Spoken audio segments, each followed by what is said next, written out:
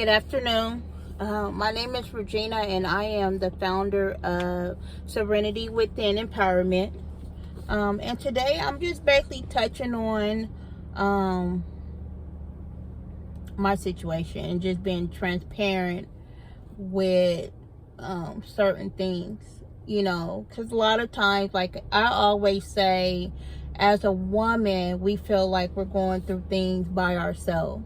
And so we tend to hold things in, and we deal with depression, or we deal with suicidal thoughts, or we deal with feeling like we're alone and we don't have anybody to talk to or anybody to lean on. So we'll just go through things by ourselves. And a lot of times we are, as a woman, we are going through a lot of the same things or similar things, and really we could lean on each other. And so basically I just want to kind of touch bases on that, because sometimes people feel like when they see a couple that's been together for so long, like 18 years or, under that, they feel like you are the perfect couple, but not realizing that you go through so much within those years or whatever, behind closed doors, that a lot of people don't even see and a lot of people don't know. And so then when you break up, they're like, oh my gosh, like I didn't even see that coming.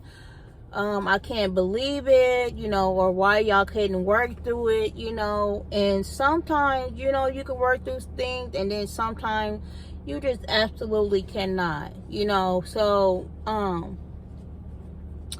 as a woman, sometimes you have to know when it's okay. It's okay to walk away. It's okay to move on, and it's okay, like, if your relationship don't work, you don't have to be perfect in the eyes of others or whatever, and so for that reason, I just want to be a little bit transparent. I'm just going to give a little of a background. I'm not going to run everything down. So I've been with my kid's dad for 18 years, within that 18 years, we was married. We also got divorced. So we had been together for 9 years. We got married, and he went to jail for 8 years. So throughout that 8 years, 2 years in his sentence, I did end up divorcing him, and it didn't go well with him. I did feel like some regret behind the divorce, because I felt like maybe I gave up too soon, or maybe I should have tried to work harder, or I shouldn't have listened to like my family. But at that time, I didn't feel like I really had a strong support system. But we also had dealt with a lot within that in our relationship before he went. So I dealt with a lot of the disrespect. I dealt with the cheating. I dealt with physical abuse, emotional abuse, and also, I'm not perfect, because, I've dealt things on my end too, like name calling, or,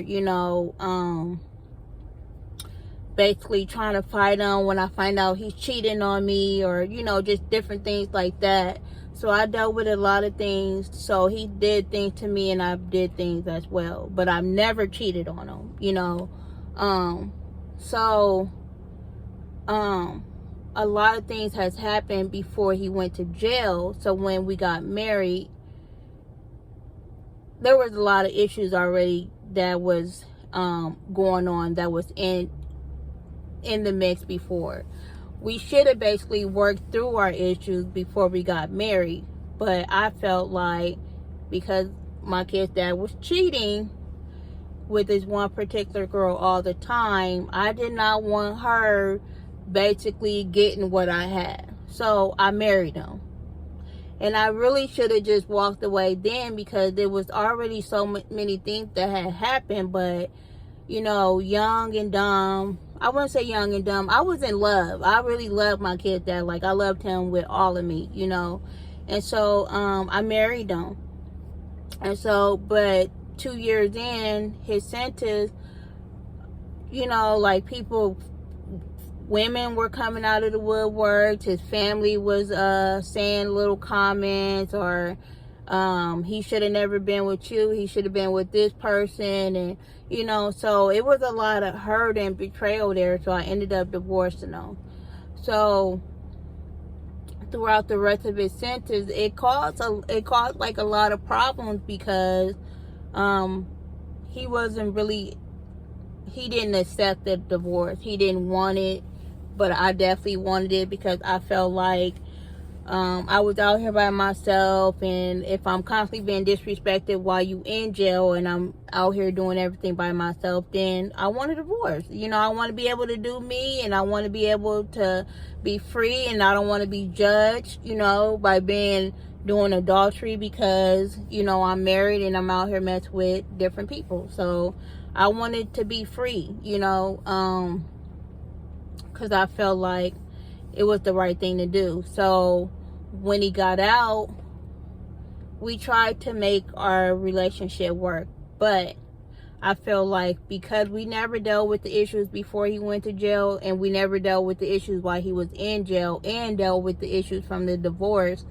that we just didn't really have a good foundation to stand on. So I ended up moving out, and he didn't take that well either. And so after a while, I just finally got fed up, because like when he was gone, I found out who I was as a woman, and I became stronger. I had to, you know what I'm saying, become a full-time mom.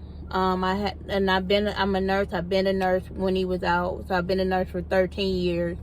I've always been in the health field. So I had to put my kids in daycare. They had never been in daycare. I had to get a full-time job. And then I had to become a landlord overnight. It was, you know, so many different things that I had to do while he was gone that made me the woman that I am today, made me a lot stronger than I was before he went to jail. That when he came home and was on the being disrespectful or calling me names or cheating again, you know, I wasn't willing to accept that. So I ended up moving out. And so when I moved out, more disrespect, you know, just ultimate betrayal. Now we have kids in the mix, you know, we got 3 kids. He was I had only been in the house like a month or so. He took my kids around this female that I do not like. He know I don't like her. She don't like me. He took my kids to her house. He keep bringing her up to our kids, you know, just different things like that. And so I felt the ultimate betrayal. And not only that, he got engaged to this girl. So it was a lot of things that happened before I moved in the house that caused me to move out of the house or whatever. And then he did all this stuff while I was in my new house or whatever. So he still wanted to become a family. But sometimes you have to look at not who the person is, and not the longevity of the relationship, not the fact that you have kids, not the fact that y'all practically grew up together. You have to look at the disrespect too. You have to look at the betrayal. You have to look at the hurt. You have to look at the reason you walked away. Like, why did I walk away from this relationship or whatever? You have to look at all of that and put that into place or whatever.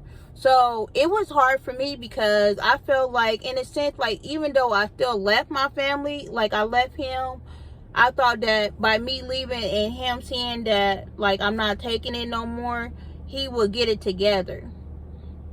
But instead, he made the situation worse, to the point where, like, it'll never be, you know, the same anymore. So he wanted to, even after all of that, even after being engaged to another woman, taking my kids around this woman and all that, he wanted to get back together and make it work.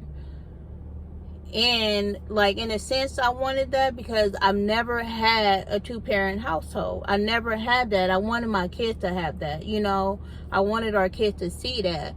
But at the same time, I had to really use my head and, you know, and not my heart, because at the end of the day, I still love him because I've been with him for 18 years. But I had to use my head and really see, like, who he was as a person, you know. God shows you many times who a person is and how their heart really is. And it's up to you to look at those signs. It's up to you to, you know, take heed or whatever. Just because you have kids with somebody, or just because y'all have history together, does not mean that y'all have to be together. Does not mean that you have to accept the disrespect. Does not mean you have to accept somebody putting their hands on you. Does not mean you have to accept the cheating or whatever. Like, a lot of times we're loyal to these men and they treat us like shit. Like, that's what it boils down to. They treat us like we have to take whatever is dished out to us and then take them back whenever they feel like they're ready to get on a, you know, put themselves together. But ladies, like, at the end of the day, it's about you. How do you feel? How, you know what I'm saying? Is he uplifting you? Is he helping you build? Are y'all growing together? Do y'all have a good foundation together? Like, are y'all building? Like, what are y'all doing? Like, if you have nothing to show for a relationship, what are y'all doing together? Like, why? What's the purpose of it? Like, just because you have kids with somebody absolutely does not mean that you have to be with them. Like, it does not. And I had to learn that the hard way. Like, I had to learn that through a lot of hurt and a lot of betrayal. So, at the end of the day, ladies, a man needs to pour into you. A man needs to be your foundation. He needs to uplift you. He needs to be your friend. You know what I'm saying? Like, yeah, y'all gonna have hard times or whatever, but it should be good times too, you know, like, and you should be able to look back on that. Like, y'all should be able to travel together. Y'all should be able to grind together, like, all of that or whatever. Like, all of that matters or whatever. But if a man is constantly putting you down and making you feel like you're not worthy, you gotta step. And it's not gonna be easy. It's gonna be hard. But at the end of the day, like, you are a queen and you matter. Like, you matter. You know what I'm saying? And you gotta build you up or whatever. So at the end of the day, think about that hurt. Think about that betrayal. Just because you got kids with somebody, you absolutely do not have to be with that person. You do not. So, and I'm not saying leave your spouse, but look, y'all should be building. He should be uplifting you. And you should be getting something out of that relationship. But if you're not, it's time to step. It is what it is. You know what I'm saying? So, at the end of the day, you need to take care of you. Because if you're not going to take care of you, nobody will. Have a good day.